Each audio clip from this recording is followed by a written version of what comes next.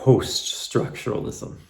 Okay, the painter Brock said that one has to guard against formulas that are good for everything. So you constantly, if you read what artists say, there's artists always telling us, don't do a formula, don't always make the same thing, don't always do the steps like a recipe book. And I find that fascinating because we also in art talk about process, and sometimes as artists, we have similar processes of way that we get at. I tend to like to do this in rehearsal first when I start a piece, then I do this, then I do this. This is how I like to put my pieces together. But what Brock is saying is that sometimes can lead to art that is stagnant. And try to disrupt the art. I also like Picasso, who was of that same era as Brock. And Picasso would sometimes say, I have to be careful when I become Picasso, because the world sometimes just wants me to be what I've always been. And as an artist, he was looking for different ways of communicating and painting and different styles, so that he wasn't just pigeonholed into one way of working. Here's another English writer, William Hazlitt, who said, rules and models destroy genius and art. So again, the same idea that if we follow the rules too closely, we might not come up with something new in the world of art. Okay, here's some key figures to look at, and they are on my test for my class. So some key figures really from France in the 60s are Derrida, Roland Barthes, and Michael Foucault. These are really complex reads. They are complex ideas. You can take an entire course in Foucault, and sometimes in graduate school you have to. And it's a wonderful but challenging way of looking at looking at materials and his processes and his ideas. Now, what post-structuralists do is they find that this idea that life is a formula or follows one story or one structure, they think that's false. Now, many of us are products of post-structuralist and postmodernism. So when you hear that, many people say, well, of course that's true, because we tend to believe that, because that's where our ideas come from, is that there isn't just one way of looking at the world or one story or one way to read a story. Now, this idea, this great story is a good word, because with any work, sometimes we talk about works of art. A post-structuralist will always call something a text. They like this idea that we can read it, and people can read something differently. So if we looked at a painting, they might say, this text here, let's read it this way. Let's look at how we should read it. Now, also in their rebellion, they use one of the key tools, which we'll do another section on, and that's deconstruction. They deconstruct. And what they tend to do is take apart the typical stories, and they allow us to see it differently. They look for multiple meanings, they look for multiple processes, and they look at different ways to get at a material's meaning. Post-structuralist is that their sense of deconstruction tends to take apart particularly traditional structures and traditional ways of seeing the world. And that's one of their favorite things to do with work. And when we look at works of art from a post-structuralist mind, that's what they're trying to do, is disrupt it and take it apart. So let me give you an example, because this is a good one. We'll go back to Matthew Bourne's Swan Lake. And I had said that this was a disruption. And how is this a post-structuralist idea? And if I ask you, what's really unique about this piece? From this image, you know that typically in the dance world we see a group of women portraying the swans. And what Matthew Bourne did was he made the swans male, which gave us a different energy and a different way to read the story. He kept the prince, but the prince falls in love with a swan, a male swan, and that changes the traditional story vastly also. So many people would say when this came out, well, this is a Swan Lake for this century. This isn't last century Swan Lake. This is a new Swan Lake. So in a way, that's a deconstruction. We're going to look at what a deconstruction actually is when we get to that topic. But the replacement of the male for the female swans was a deconstructed element. Now, post-structuralists believe that the individual is more important in creating meaning than even the author of the piece, so that the person viewing the piece is the one assigning the meaning to the work, rather than the other way around, that our job is to look at a work of art and say, what did that person think and want when they made that? What did they want to communicate?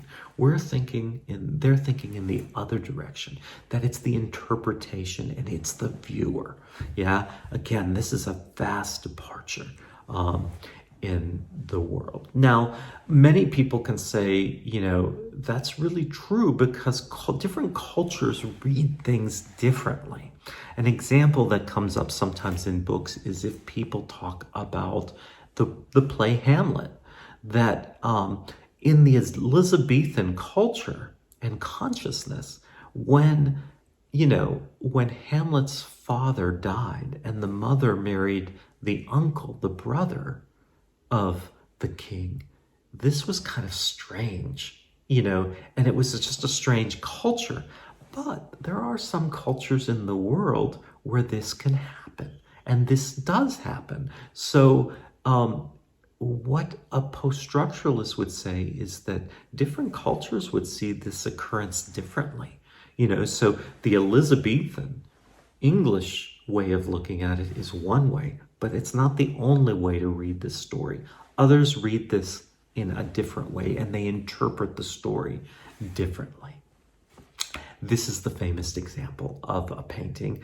This is by René Magritte, and this is his painting, This Is Not a Pipe. Now, when you look at the painting, it's post-structuralist because if you look at it, you can say, well, it is a pipe, but it's not a pipe because it's a painting of a pipe. All right, so this actually gets back to Plato, doesn't it? This idea of representation, that it's not the real thing, it's something else, it's removed from the real thing. But this idea, what's fun about this in a post-structuralist mind is that at the same instant this is a pipe, it's also not a pipe. So it has this interplay in your mind of being a pipe but not being a pipe at the same time. And those two things are sort of at each other, and they give you this idea of reading the world one way, but then at the same instant reading it another way also. Okay, let's look at an interpretation here of Goldilocks and the Three Bears. Okay, so I'm not going to read you the story of Goldilocks because most of you know the story of Goldilocks and the Three Bears. And you have heard it as children. And now, interesting, because this is a kind of prime example. I like to take this example from Michael Lugering, who likes to tell this story in a different way. I'm going to add a couple other interpretations to it because this is a fantastic post-structuralist idea.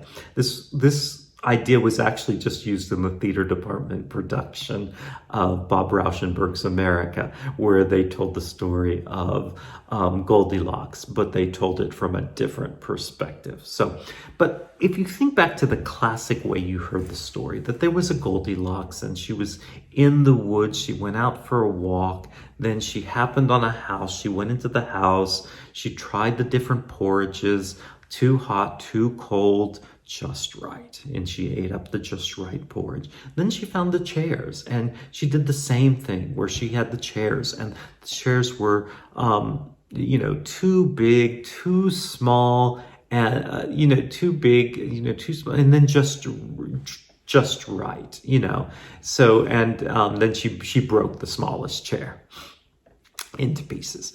And then she tried the beds, and the beds too hard, too soft, and then again just right, and she fell asleep.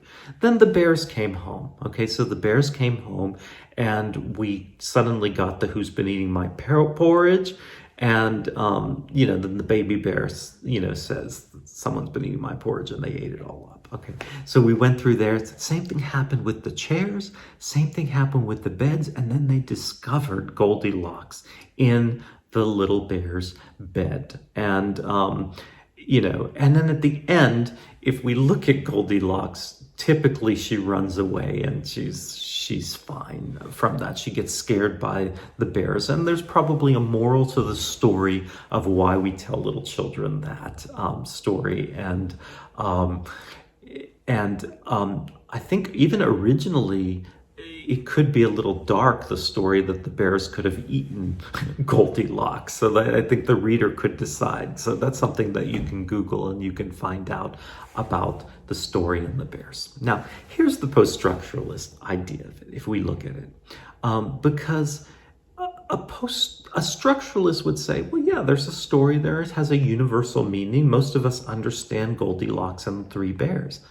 But a post-structuralist would say, all of us, different groups and different individuals could read this story differently and see something different depending on how we want to look at it. So here are some questions. Is Goldilocks a poor, unfortunate, hungry, and tired girl who's lost in the forest and is scared by three wild bears?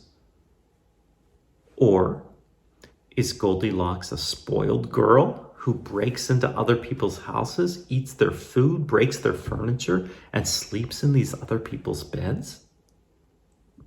Or is Goldilocks a white juvenile delinquent girl who sleeps around and is scared and terrified by individuals of darker color who are different than herself?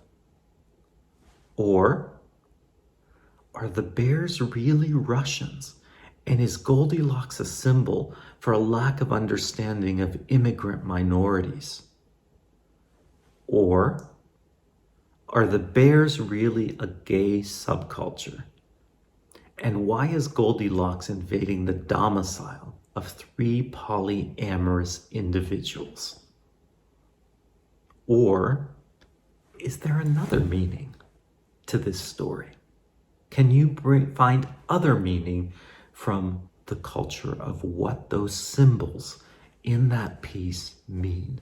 What is the language of Goldilocks? And how do we read that text? That's what a post-structuralist would tell you. Now, this is a little bit of fun because most of us think, oh, how can Goldilocks be about gay bears? And is it really rooted in racism? And what's really happening there? But the point for the post-structuralist is really the challenge. Let's look at the world differently. Let's challenge the world and let's find other meaning in that world. We're going to next look at deconstruction, which is the tool that gets used by post-structuralists. And then we're going to look at a lot of examples. And the biggest thing I want to encourage you is not to get fascinated by the thing, but the idea of what was the challenge that is being made and how are they causing us to look at the world in a different way. Yeah. What's fun about post-structuralism is whenever I teach this, there are times where different students become really fascinated with it and think, the next piece of choreography I do, I'm going to challenge. I want to be more post-structural in my ideas, and I want to take the story and I want to shift it so that people read and see the story in a different way. Deconstruction is next.